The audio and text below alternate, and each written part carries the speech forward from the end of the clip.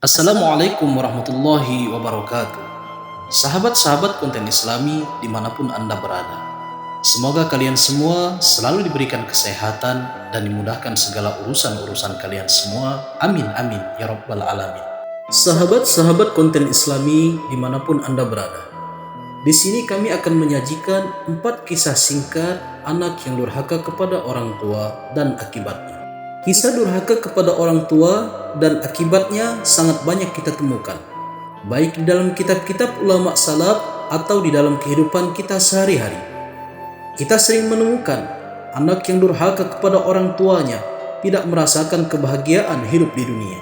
Benarlah Rasulullah SAW memang pernah menegaskan, ridho Allah ada pada ridho kedua orang tua dan murka Allah ada pada murka kedua orang tua. Oleh karenanya, ketika seorang menyakiti kedua orang tuanya, maka Allah murka kepadanya. Ketika Allah murka, maka Allah akan menyiksanya. Oleh karenanya, di sini kami akan menceritakan 4 kisah singkat durhaka anak kepada kedua orang tuanya dan akibatnya. Kami mengambil kisah ini dari sebuah kitab yang berjudul Risalah Matla' al-Badrain fi Huquq al-Walidain. Kitab ini yang ditulis oleh Al-Habib Ahmad bin Hadi Al-Hamid. Yang pertama, kisah kaki mayit yang ditolak bumi. Kisah ini tentang seorang anak yang durhaka kepada ibunya. Dia tidak hanya menyakiti hati, tapi juga berani menyakiti fisik sang ibu.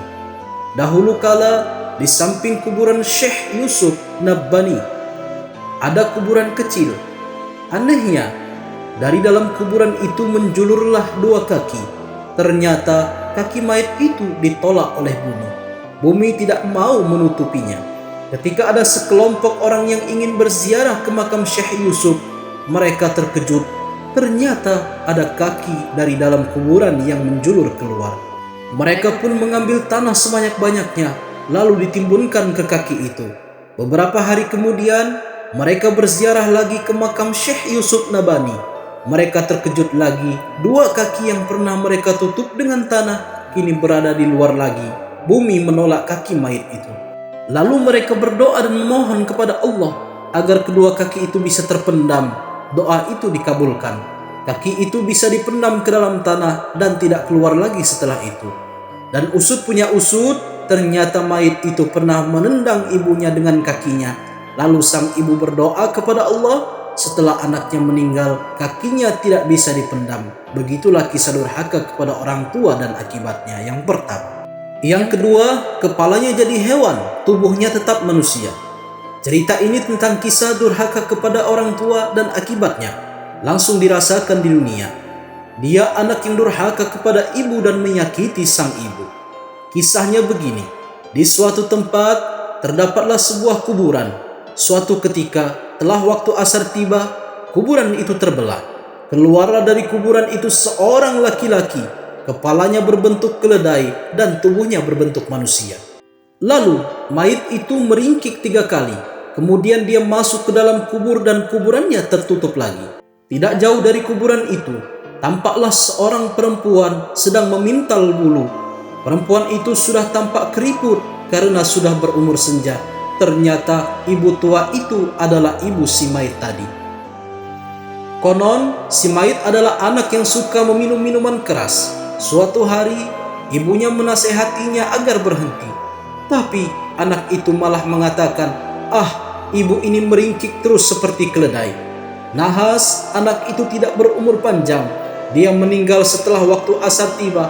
Maka setiap hari setelah waktu asar tiba, mayit itu keluar dari kuburannya dan meringkik 3 kali.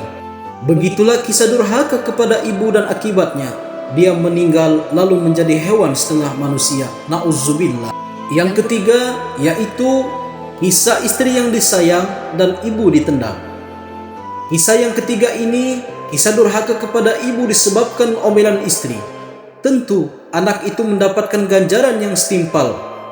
Terdapatlah seorang laki-laki tajir di zaman Sayyidina Umar. Dia bekerja sebagai pembisnis yang sukses.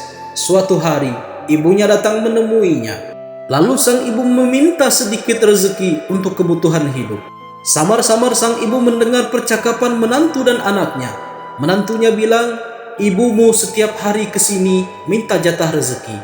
Kalau gini terus, kita akan jatuh miskin." Tiba-tiba air mata sang ibu itu terjatuh.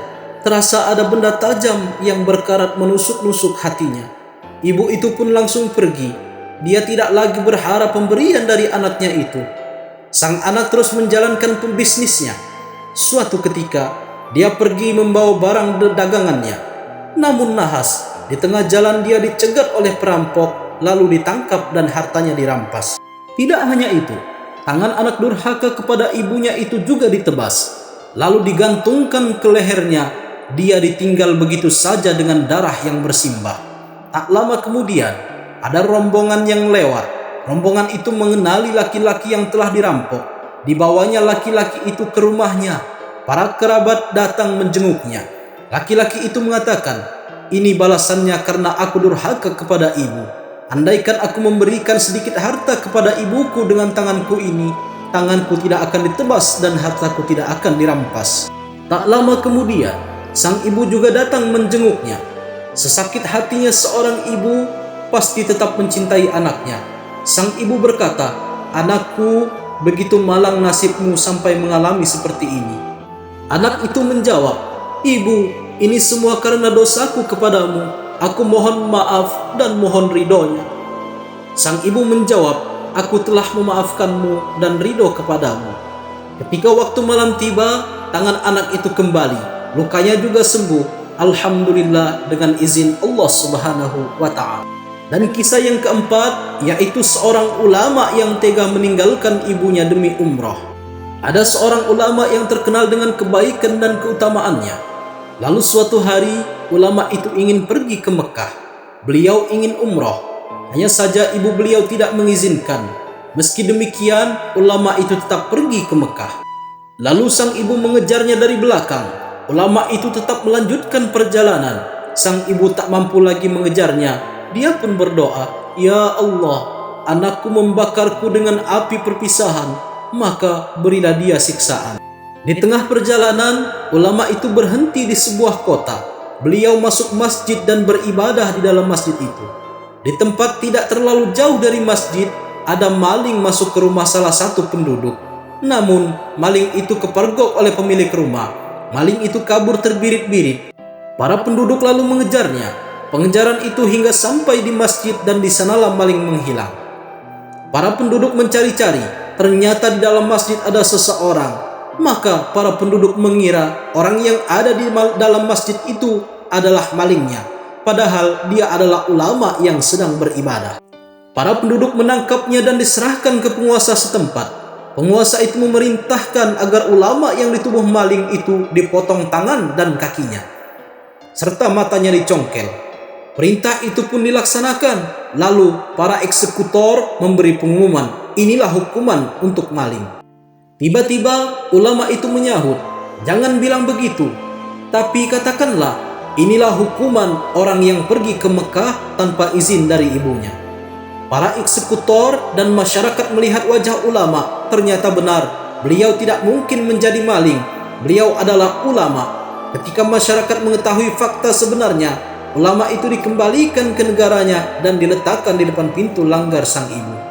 Sang ibu pun berdoa kepada Allah, "Wahai Tuhanku, jika anakku engkau beri bala atau musibah, kembalikan dia kepadaku."